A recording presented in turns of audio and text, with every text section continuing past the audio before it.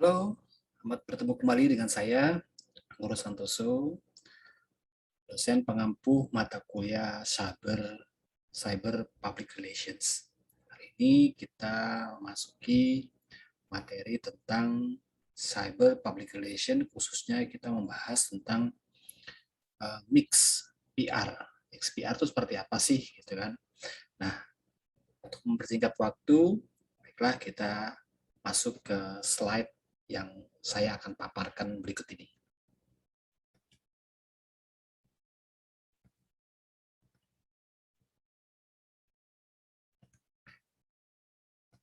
Ya, ini adalah bauran public relations atau PR mix. Ya, seperti apa PR mix? Kita pernah dengar ya tentang bauran promosi, promotion mix, atau bauran marketing, marketing mix. Ternyata dalam public relations juga ada baurannya atau ada mixnya. Nah, kita lihat apa saja yang terintegrasi dengan public relations. Ya, bauran PR secara rinci dalam korelasinya komponen utamanya adalah peranan PR, ya, aktivitas PR sebenarnya yang diintegrasikan jadi satu kesatuan dalam marketing public relation atau cyber public relation. Nah, publication-nya pertama adalah publication, yaitu setiap fungsi dan tugas PR adalah menyelenggarakan publikasi atau menyebarluaskan informasi melalui berbagai media. Nah, ini adalah integrated-nya atau baurannya dari PR, dari cyber PR.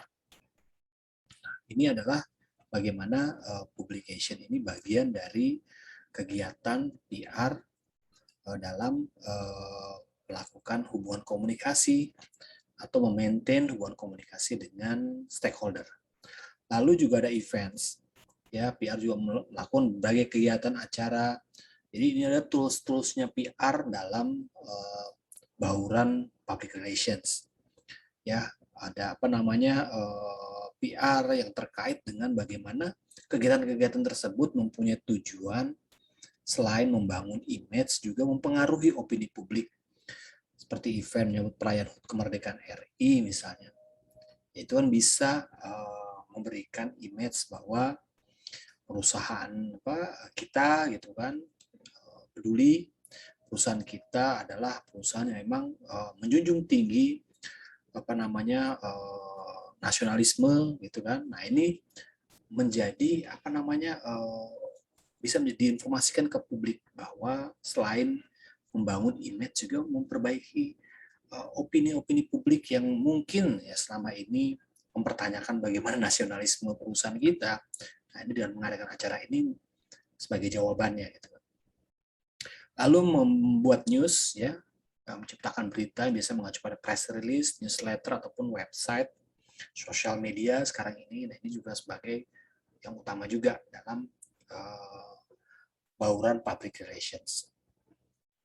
Berikutnya adalah community involvement, melibatkan komunitas dalam berbagai kegiatan perusahaan. Ya, jadi melibatkan komunitas ini sebagai dalam rangka untuk apa? Untuk membangun hubungan, lalu ya banyak ya membangun citra, membangun hubungan, kemudian membina hubungan-hubungan yang baru ya, khususnya di komunitas. Komunitas apa? Tentunya komunitas yang terkait dengan aktivitas perusahaan. Misalnya kalau kelapa sawit gitu kan, itu dengan komunitas-komunitas petani misalnya, atau komunitas-komunitas usaha misalnya pupuk, atau komunitas-komunitas asosiasi perkebunan dan pertanian misalnya. Nah, ini harus membangun komunitas involvement sehingga integritas, image yang menjadi bagian penting dalam PR itu bisa terjaga atau bisa ditingkatkan. Lalu inform or image, memberitahukan atau meraih citra adalah fungsi utama PR. Memberitahukan tadi informasi ya lewat website, lewat event juga ya, lewat sosial media, lewat publik, lalu untuk menarik perhatian. Tujuannya untuk menarik perhatian, ya. Makanya dalam PR ini kadang-kadang memang selain tugasnya untuk membangun citra, dia juga berperan juga sebagai bagaimana untuk perhatian dari audiens, perhatian dari masyarakat itu bisa tertuju pada perusahaan. Makanya dibikin event-event atau rilis, ya rilis itu apa, tulisan-tulisan yang tentunya bisa merelate ke konsumen atau merelate ke komunitas yang terkait dengan perusahaan, itu bisa melihat bagaimana nih peran dari perusahaan atau apa produk baru dari perusahaan, seperti itu. Lalu tugas berikutnya adalah lobbying dan negotiating. Nah, ini lobbying juga bagian dari PR ya. Bagaimana melobi, kemudian bernegosiasi. Hal ini untuk apa? Untuk memperoleh dukungan dari stakeholder kita. Nah, ini tentunya di era sekarang ini, di era digital ini sangat penting nih, yang namanya dukungan-dukungan ini. Dukungan inilah yang akhirnya nanti membuat sebuah gerakan-gerakan, movement tentang campaign-campaign kita, gitu kan, campaign-campaign perusahaan. Ini didukung oleh stakeholder-stakeholder yang bisa kita pengaruhi atau kita bisa lobby dan negosiasi sehingga mereka mau mendukung kita, mereka mau menggunakan produk kita misalnya, mereka mau menyuarakan visi misi kita ke masyarakat lebih luas lagi. Kemudian social responsibility, tanggung jawab sosial, ini adalah bagian dari PR juga nih, ya, untuk mendapat citra positif dan dukungan halayak. Jadi semuanya ini terintegrasi, semuanya ini dimix menjadi sebuah kegiatan public relations. Nah, strategi PR dalam menghadapi krisis komunikasi seperti apa? Nah, ini kaitannya dengan bagaimana memanfaatkan tools PR, mengutilize tools PR yang tadi, ya. Tadi ada publikasi, ada negosiasi, lobbying. Nah, ini untuk menghadapi yang namanya krisis komunikasi. Ya, cybermedia di era digital sekarang ini itu tantangannya cukup besar untuk dihadapkan oleh krisis komunikasi. Ya, krisis komunikasi itu diakibatkan berbagai macam ya. Dan terutama kalau di perusahaan-perusahaan publik atau perusahaan-perusahaan yang sudah aware dengan digital, dia tampil di website, di berbagai platform sosial media. Nah, itu rentan sekali menghadapi krisis komunikasi. Ya, khususnya masalah internal bisa, masalah eksternal, bahkan masalah yang di luar perusahaan istilahnya, tapi mempunyai pengaruh. Ya, misalnya kalau kelapa sawit ya, atau kalau kelapa sawit itu misalnya iklim gitu kan, iklim juga menjadi krisis komunikasi ya, bisa menjadi krisis komunikasi.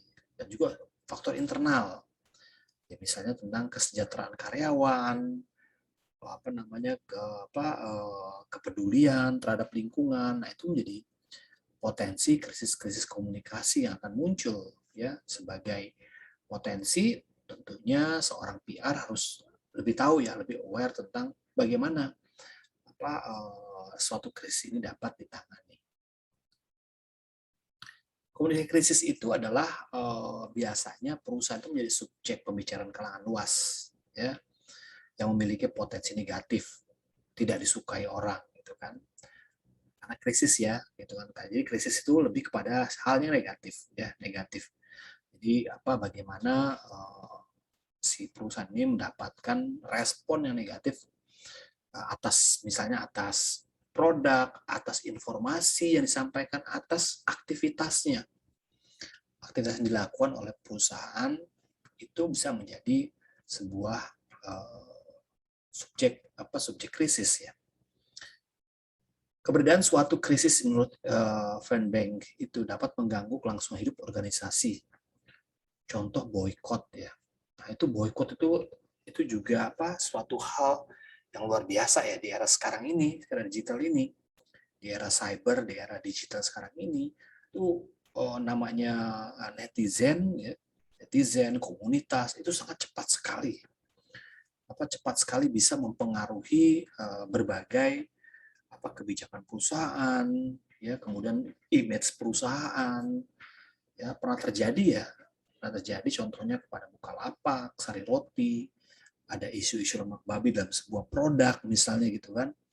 Nah, ini dibutuhkan penanganan yang sangat komprehensif gitu kan.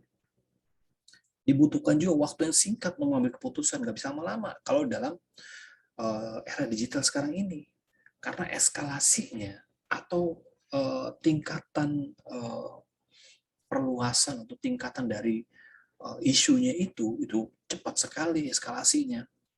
Dari isu kemudian muncul menjadi krisis kalau nggak ditangani secara komprehensif sejak awal ya. Nah, ini akan mana-mana ininya dampaknya. Bisa dampak ke perusahaan, bisa dampaknya ke direksi, pemegang saham, bahkan dampaknya bisa pada negara. Kalau perusahaan-perusahaan itu besar ya. Contoh misal Pertamina gitu ya. Itu bisa aja potensinya bisa nama negara atau nama bangsa itu menjadi pertaruhannya. Nah, mana karakteristik yang melekat pada krisis itu apa sih? Selalu dia kejutan atau mendadak lah ya. Selalu membuat kejutan ya. Terjadinya misalnya bencana alam atau faktor alam lah, banjir, gempa, kebakaran hutan, itu bisa menimbulkan krisis ya. Bisa menimbulkan itu potensinya, karakteristiknya ya. Datangnya bukan dari internal dari saya bilangnya atau dari eksternal, tapi datang dari memang kita nggak mempunyai daya gitu untuk mengelolanya gitu kan. Seperti bencana alam, banjir, kebakaran hutan itu ya kita bisa mencegahnya, tapi kan kayak gempa gitu kan sulit ya diprediksi ya. Kemudian ancaman terhadap organisasi ya. Krisis juga dapat berdampak pada legitimasi perusahaan tadi yang saya katakan ya. Bisa juga negara juga kena gitu ketika krisis ini tidak diselesaikan sejak awal dari munculnya krisis. Lalu dibutuhkan juga waktu respon yang singkat. Ketika dari krisis harus cepat. Ada tim ya, kalau di perusahaan saya itu ada timnya untuk menangani krisis. Namun itu juga belum begitu cepat juga ya, karena memang ada jalur birokrasi yang harus dilewatin. Harus persetujuan direksi, persetujuan grup, baru nanti ditentukan siapa yang akan menjadi juru bicara, lalu apa-apa aja poin-poin yang harus dibicarakan, lalu media mana yang akan menjadi corong kita untuk menyampaikan informasi. Nah, itu ada tahapan-tahapannya. Tergantung nanti kebijakan perusahaan dalam menanggapi sebuah krisis seperti apa. Nah, tipe krisis ada dua, ada intentional, ya, sengaja, ada yang tidak sengaja, gitu kan.